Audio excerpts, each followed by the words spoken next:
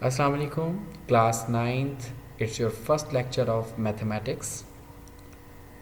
As you all know कि हम जो है first 5 exercises of unit number 1 की स्कूल में सॉल्व कर चुके हैं, बट कोविड-19 की वजह से हमें वेकेशंस करनी पड़ी।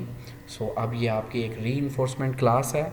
इसमें मैं आपके साथ आज first 2 exercises of unit number 1 उनका एक हम रिव्यू करेंगे, और देन नेक्स्ट लेक्चर में मैं आपके साथ नेक्स्ट एक्सरसाइजेस को डिस्कस करूँगा। सो सबसे पहले स्टूडेंट्स, मैं आपको एडवाइस करता हूँ कि अपने पास रजिस्टर्स जो हैं उनको ओपन कर लें, ताकि जो भी मैं आपको इस हवाले से क्वेश्चंस के कोई फार्मूलाज या हम एक्सरसाइजेज में जो भी पॉइंट्स नोट डाउन करने वाले हैं वो आप नोट कर लें, ताकि जब आप दोबारा से अपने क्वेश्चंस को सॉल्व करें तो आपको एक अच्छी गाइडलाइन प्रोवाइड हो। जी, तो चलते हैं एक्सरसाइज 1.1 की तरफ।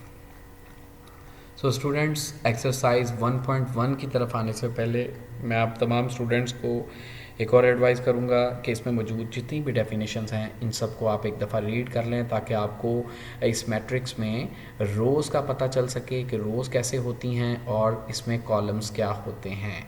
कॉलम्स जैसा कि आप देख रहे हैं कि जब आपके पास हॉरिजेंटल रेक्टेंगल होंगे, इसमें जितने भी एलिमेंट्स आएंगे ये आपकी नंबर ऑफ़ रोज़ को शो करेंगे। जैसे कि इस A इज़ इक्वल टू, ये एक मैट्रिक्स उन्होंने राइट डाउन किया हुआ है, इसमें वो बता रहे हैं कि नंबर ऑफ़ रोज़ जो हैं इसमें 3 हैं।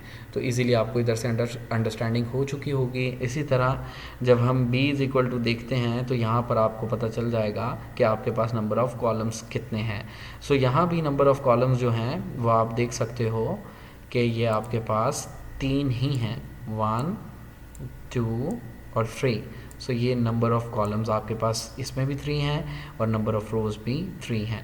सो अब चलते हैं कि जो एक्सरसाइज का फर्स्ट क्वेश्चन है उसकी तरफ।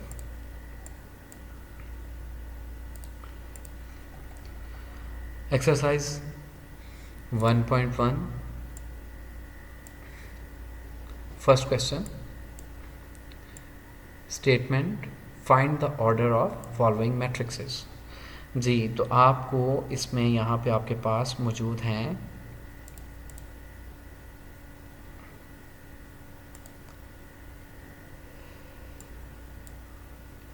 8 questions.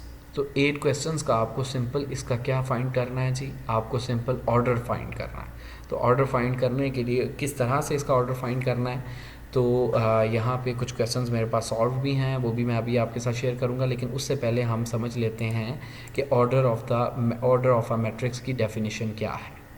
So order of a matrix की डेफिनेशन स्टूडेंट्स ये पेज नंबर 3 पर मौजूद है।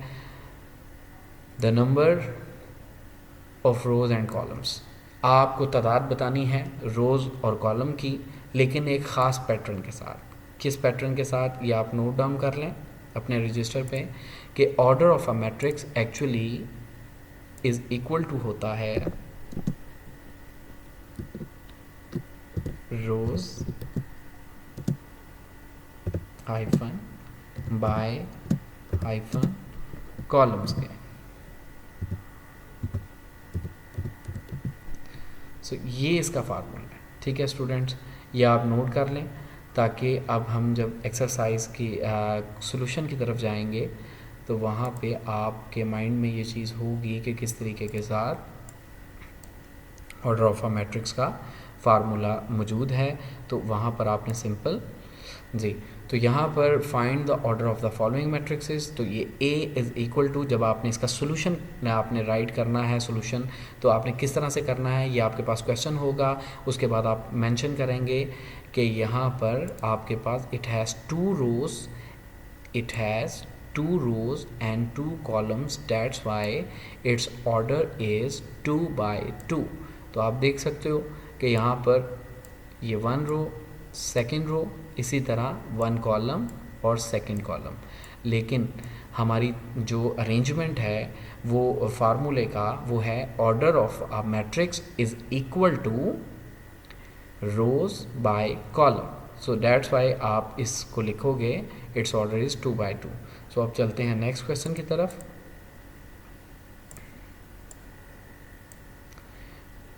B इज इक्वल टू ये आपके पास नंबर ऑफ रोज जिसमें 2 हैं, कॉलम्स भी 2 हैं, so it has 2 rows and 2 columns, so it's order is 2 by 2 जी। तो अब क्वेश्चन नंबर 3 जो कि सी पार्ट है, c is equal to 2 4। So आप देख सकते हो कि यहाँ पे आपके पास सिर्फ 1 रो है लेकिन कॉलम्स 1 और 2 हैं, तो इस तरह से it has 1 row and 2 columns, so it's order is 1 by 2। So next question D, इसको मैं साथ साथ रेस करता जा रहा हूँ जी। D is equal to 406, so it has 3 rows. कैसे 3 rows? 1 row, second row and third row, so it has 3 rows and 1 column. So 1 column कैसे? ऐसे। सो इस तरह से आपने हर मैट्रिक्स की एक अंडरस्टैंडिंग लेनी है और उस तरह से आप ऑर्डर ऑफ अ मैट्रिक्स बता सकते हो। So it's order is 3 by 1। So next question, E is equal to ADBE or CF, so it has 3 rows and 2 columns, so its order is 3 by 2। So the next question, F is equal to, it has 1 row and only 1 column, so its order is 1 by 1। So इस तरह से last question, second last question जो आपके पास G है, 2 3 0 1 2 3 and 2 4 5, it has 3 rows and 3 columns, so its order is 3 by 3। Last question, H is equal to 2 3 4 1 0 6, so it has 2 rows and 3 columns, so its order is 2 by 3।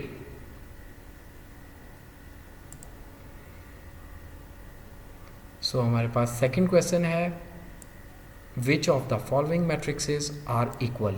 So equal इससे हमें show होता है कि हमें ऐसे matrixes को find करना है जिनके नंबर ऑफ एलिमेंट्स सेम हो और साथ में उसमें ऑर्डर ऑफ अ मैट्रिक्स भी सेम हो, और सेकंड थिंग जिसका ख्याल रखना है कि उसके एलिमेंट्स की जो नंबर्स हैं वो भी सेम होने चाहिए। यानी कि अगर सपोज़ करें कि आपके पास जो फर्स्ट मैट्रिक्स है यहाँ पे A इज़ इक्वल टू, उसका एलिमेंट है 3, तो आपको यहाँ भी एक ऐसा जो है इन तमाम जो मैट्रिक्सेस में एक ऐसा मैट्रिक्स फाइंड करना है जिसका एलिमेंट 3 हो, सिंपल ओनली 1 यानी कि रो और 1 कॉलम के साथ सिर्फ 3 लिखा हो। तो देखते हैं कि B तो एक्चुअली आपके पास नंबर ऑफ कॉलम्स यहाँ पर 2 हैं, तो इसलिए A के इज़ इक्वल टू B नहीं हो सकता।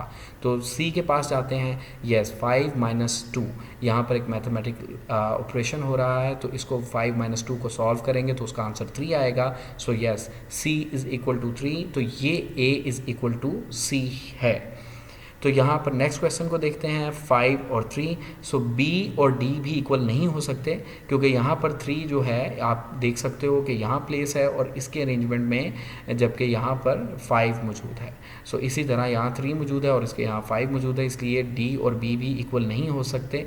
सो E जो है इसी तरह देखते हैं कि वो किसके इक्वल है। सो बिल्कुल यहाँ पर आप मेरे ख्याल से H आपको फाइंड हो गया, तो इस तरह से आप इनको इक्वल कर सकते हो। तो इसी तरीके के साथ आपको तमाम क्वेश्चंस को फाइंड आउट करना है कि कौन से एलिमेंट्स उनकी अपनी जो भी एरे होगी उसमें वो अरेंजमेंट के साथ बिल्कुल दूसरे मैट्रिक्स में वहाँ पर एलिमेंट मौजूद होंगे, तो इस तरह से वो आप इक्वल करवा सकते हो। तो इस तरीके के साथ आप फाइंड करके तो इनके आंसर्स को फाइंड कर सकते हो।